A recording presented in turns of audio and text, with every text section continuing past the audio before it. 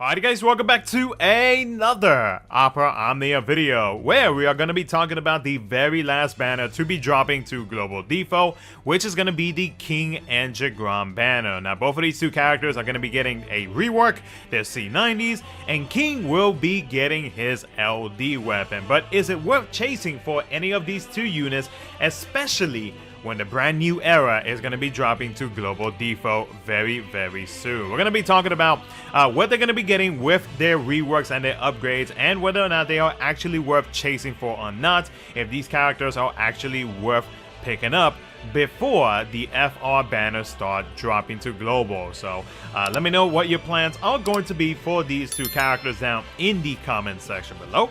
And with that being said, let's go ahead and jump right into it. So we'll first start off with Jegran, with his rework to his skill 1, which turns into an 8-hit melee brave, plus an HP attack 3 times. His skill 2 turns into a 6-hit AoE melee brave, plus an HP attack 2 times.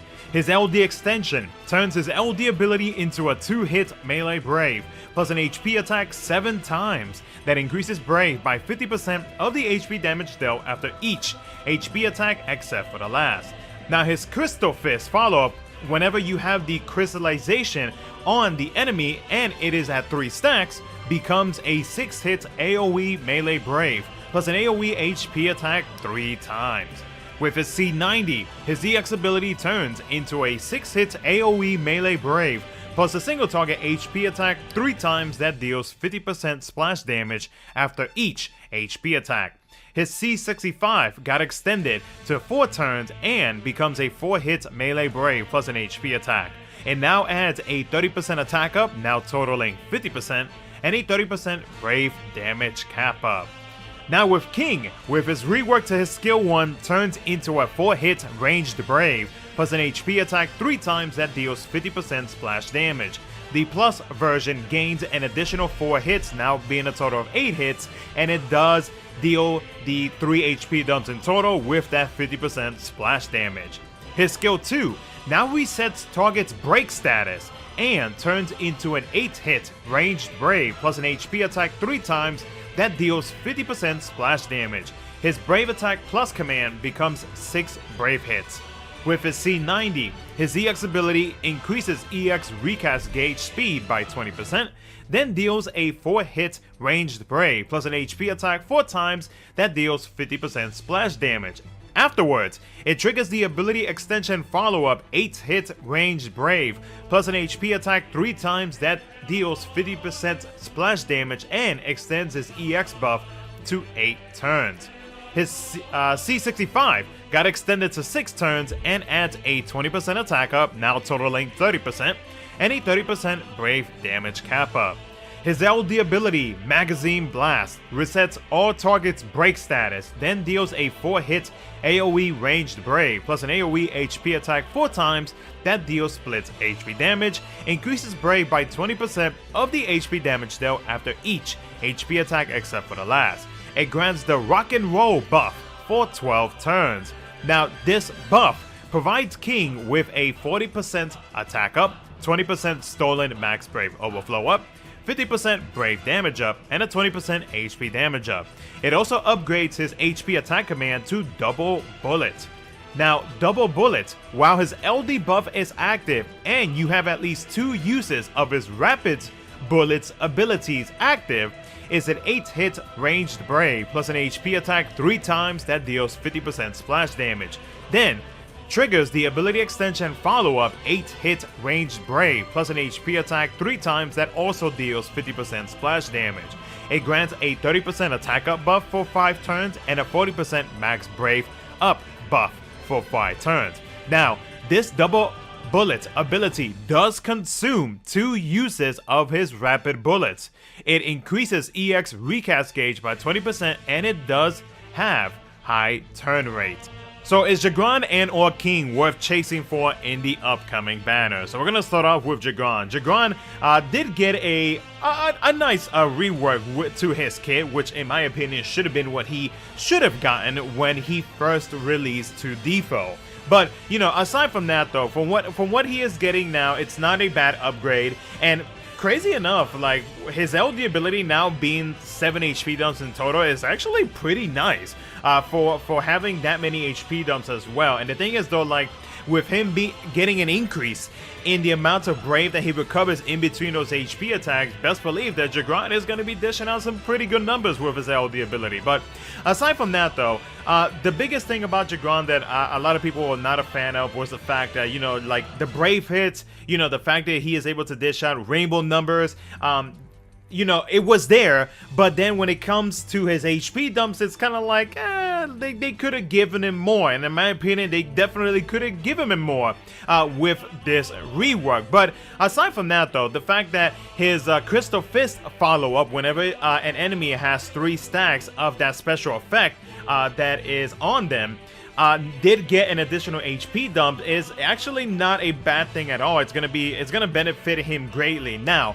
if you are going up against 2 or more enemies, what you can do so that you can get that follow-up a little bit more often than what you normally would not get it, is basically to make sure that you are attacking a target or one of the 2 targets more than the other one, and then before you get to 3 stacks on that first target that you are going up against, then you can start focusing on the other one, so that way by the time you use any of your AoE abilities or any of the abilities that that increase that stack to both enemies instead of one, then you already know that you are triggering it for one of them, and then on the following turn, if you use another ability that inflicts 1 stack on all enemies, then it'll trigger on the other one, and at the same time you are starting to build up the stacks on the other enemy as well. Hopefully I didn't confuse you there with what I'm trying to say, but hopefully you get what I am trying to say.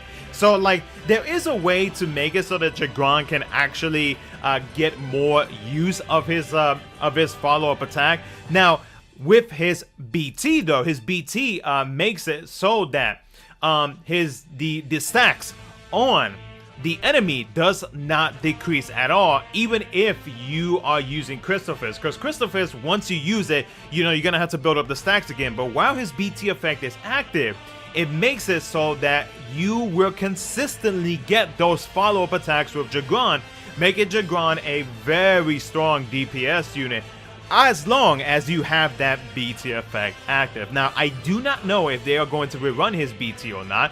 If they do, great. If not, then, well, you know what, it is what it is. Then whenever he gets his force enhancements in the future, I believe they do rerun his BT weapon, if I'm not mistaken. So you have another opportunity to do it, to grab his BT later on. But like, in my opinion though, like if they don't rerun his BT weapon, then I feel like you're not going to get too much out of Jegran, and you're going to have to work with, you know, making sure that one enemy has more stacks of his crystallization effect than the other one, so that way you can get it a little bit more often. But right now though, for Jegran, in my opinion, I would say, like, I have seen him being used in some Shinryu fights. Like, I've actually seen him used in one of the more recent ones in JP. But in general though, with a lot of the characters that are going to be coming up with the FR era, I feel like Jegran is more like that type of character where he can be used, but like it's not going to be a character that you would potentially consider, especially when we start going into the new era, and off-turn damage is going to be a big thing, because we're going to have to get used to the fact that, like, hey, we're going up against enemies that do have a good amount of HP, and it's going to go up as we progress through the start of the new era. So in my opinion, Jegran, I would probably hold off if you are wanting yourself like a new character to play around with. You have another opportunity to pull for his kit whenever he does get his force enhancements in the future. So I would say you could probably hold off on Jegran, especially to my newer players. I would say hold off on him and wait for a later date if you are thinking about, or if you are considering wanting to pull for his kit. Now, King is an interesting character per se, because now he has another way to be able to dish out a good amount of HP damage. But I'll get into that specific line here in just a bit, because there is a big con to that I do want to mention about that. Now King, with his new ability, basically just making it so that he has another way to deal damage, and that's about it. The thing is that you need to also rely on his skill 2 to be able to replenish the uses of his double bullet that gets replaced, replaces his HP command. So, and the thing is though, for those who may not know, his skill 2 is also able to replenish his skill 1 uses. Now, his double bullet also, aside from the fact that it does have a total of 6 HP dumps in total, which is nice, the thing is though, is that it does consume 2 uses of his rapid bullets, so it's really just depending on which one you want to use, his skill 1 or his double bullets command. Now, the thing about this skill though, and the thing about just his overall kit in general, and I want to bring up what I mentioned earlier, is that yeah, he has plenty of HP dumps within his kit and whatnot. The thing is though, is that he almost has no way to be able to recover Brave in between those HP attacks, and the only thing that he is relying on is going to be the Brave hits that he deals. So because of that, he needs a big amount of support in terms of being able to recover Brave in between HP attacks. So take example like K-Tiff with his LD ability would be good, Iroha would be good as well, our BT supports would be good to be able to help him out. The Prish call ability would actually be good because it'll double his Brave hits, so that would be good to have on him. But you know, there's many characters that is able to help him out to be able to actually increase his damage output, because without any of that, like, King is honestly gonna be dealing some very bad damage. Like the Brave hits and everything, like, yeah, it'll help him out and whatnot, but like, you definitely need that additional support to get the maximum damage output out of Kings, because King has like a lot of ability uses when it comes to his double bullet command. Like, you have 16 uses. If you don't use his skill 1, then you have 16 uses of his double bullet command to use onto the enemy. And the other nice thing about it too is that it does have high turn rate. So like, if you're trying to like speed through a fight, like if you do have the proper team setup, then King can actually be of good use with said team comp that you are going up against. But is he honestly worth chasing for? In my opinion, I'm going to say no. I think that with him having that big con of not being able to recover Brave in between HP attacks, and the only ability that is able to do that is his LD ability, and it's only at 20%, where we got units now or that are going to be coming up very soon where they are able to recover much higher than the 20%. So for King to only have that in his LD ability and not in everything else is kind of like, it's not the best. I mean, yeah, for his event, with him being Synergy, yeah, he's gonna look amazing, but outside of that, it's kind of like, do I really want to use him? And especially before the new era, I would honestly say no. I think that he is an easy pass. I think that, I'm hoping that in the future, whenever he does get another rework, they would actually consider making it so that he is able to recover Brave in between attacks,